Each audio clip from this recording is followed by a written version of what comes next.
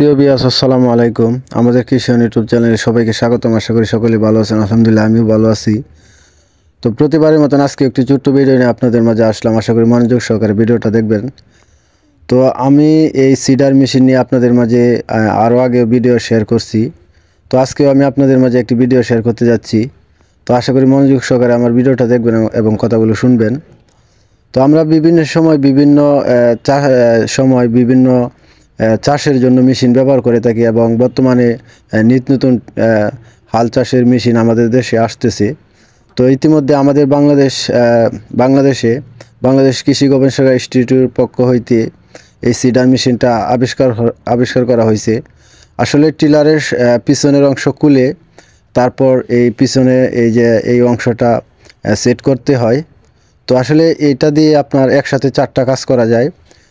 একসাথে আপনার চাষ করা যায় এবং মই দেওয়া যায় এবং বীজ বপন করা যায় এবং কেইলে বীজ বপন করা যায়। তো একসাথে 4টা কাজ করাতে আমাদের আসলে খুবই উপকার হয় বা মেশিনটা আমাদের খুবই কার্যকারী বা প্রয়োজন। তো এই মেশিনটা নিয়ে আমাদের মাঝে স্যারেও কিছু কথা বলবেন। তো আমরা যারা কৃষক আসলে মেশিনটা অনেক দিন যাবৎ ব্যবহার করতেছি। তো আসলে মেশিনটা আমাদের জন্য খুবই পারফেক্ট। এটা আসলে শুধু শুকনার জন্য ব্যবহার করা হয়। তো স্যারে কিছু কথা বলবেন আপনাদের মাঝে। এই মেশিনটা নিয়ে আপনারা কথাগুলো শুনবেন এবং যারা নতুন অবশ্যই আমার চ্যানেল সাবস্ক্রাইব করে পাশে থেকে বেল আইকনটি বাজিয়ে দিবে। কয়টা লাঙ্গল আছে? 48টা। কারণ এটা হলো 4 ফিট। 2 ফিটের যে আমাদের হাল বাওয়ার যে পাওয়ার টিলার আছে ওখানে কয়টা আছে লাঙ্গল? 18টা। 18 থেকে 24টা স্যার নাই, 18টাই বেশি। 18টাই বেশি, 24টা অত বেশি দেয় না।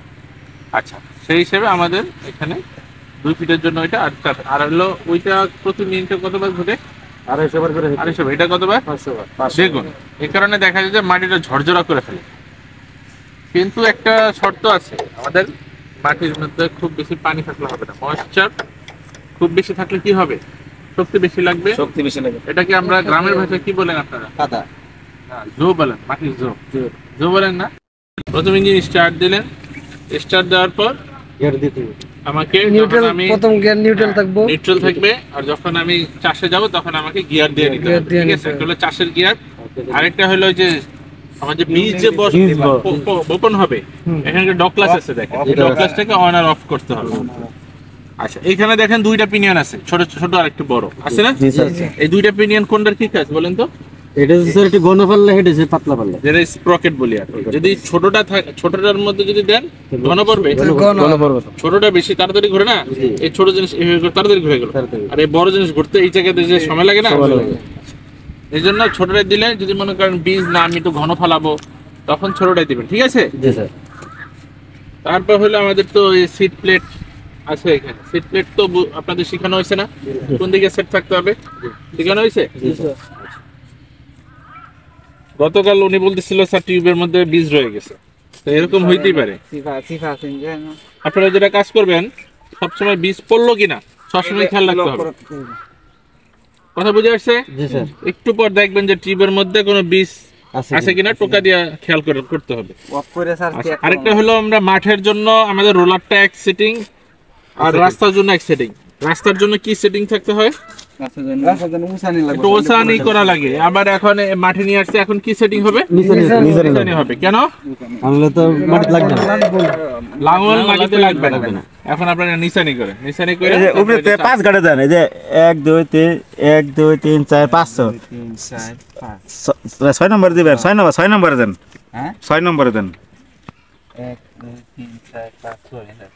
হ্যাঁ, 6 নম্বর এই যে এই গাড়ি লাগাই দেন। ঠিক আছে, এটা খুলে লো। হ্যাঁ, খোলা, এটা খুলে দিছি আমি। নম্বরে দিছি। 3 নম্বরে না, 3 নম্বরে। এটা ছিল।